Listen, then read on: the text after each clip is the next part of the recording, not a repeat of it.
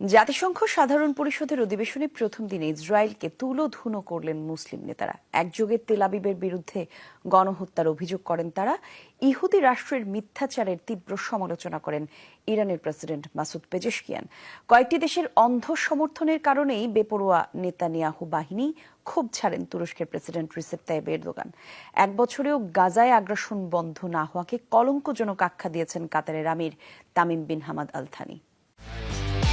একমাত্র Walton AC দিচ্ছে 1 বছরের রিপ্লেসমেন্ট গ্যারান্টি এবং কম্প্রেসারের 10 বছরের গ্যারান্টি।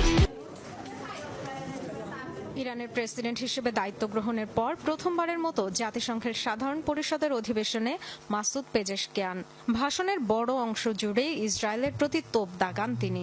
গাজার নিরীহ মানুষ হত্যার বিরুদ্ধে ঝাড়েন ক্ষোভ।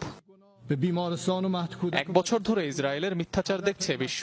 কিভাবে ঠান্ডা মাথায় গাজার 41,000 মানুষকে হত্যা করেছে, আবার আত্মরক্ষার লড়াই বলে সাফাই গায়। হাসপাতাল, কিন্ডারগার্টেন, স্কুলে হামলার পক্ষে সাফাই গায়। তাদের গণহত্যার বিরুদ্ধে কথা বললে ইহুদি বিদ্বেষের লেবেল লাগায়। যারা 7 দশক ধরে দখলদারিত্বের বিরুদ্ধে নিজেদের অধিকারের জন্য লড়ছে তাদের গায়ে সন্ত্রাসীর তকমা লাগায়। অন্যদিকে আইএসের মতো সন্ত্রাসী সংগঠনকে গোপনে প্রকাশ্যে সমর্থন দেয়।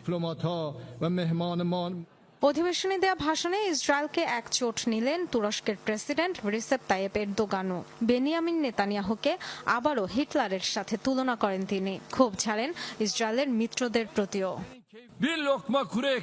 এক টুকরো শুকনো রুটি, এক চুমুক পানি কিংবা এক বাটি স্যুপের অভাবে গাজায় প্রতিদিন শত শত শিশু মারা যাচ্ছে। শুধু শিশুরাই মরছে তা নয়, একই সাথে মৃত্যু হচ্ছে জাতিসংঘেরও। মরছে সত্য আর পশ্চিমাদের মূল্যবোধ। 70 বছর আগে যেভাবে হিটলারকে থামানো হয়েছিল, ঠিক সেভাবেই নেতানিয়াহু ও তার সহযোগীদের থামাতে হবে। গাজায় ইসরায়েলের আগ্রাসনকে ঘৃণ্য অপরাধ আর মানবাধিকার লঙ্ঘন বলে মন্তব্য করেন কাতারের আমির Tamim bin Hamad Al Thani. ফিলিস্তিনে ইসরায়েলের নির্লজ্জ আগ্রাসন সবচেয়ে নির্মম। সর্বাধুনিক অস্ত্র ব্যবহার করে গণহত্যা, এসব সবারই জানা। আন্তর্জাতিক সংস্থাগুলোর প্রতিবেদনেও উঠে এসেছে। গাজার পর লেবাননেও ইসরায়েলের সামরিক আগ্রাসন শুরু হওয়ায় তীব্র ক্ষোভ জানান মুসলিম নেতারা। Dorothy Tastrin, Jamuna news.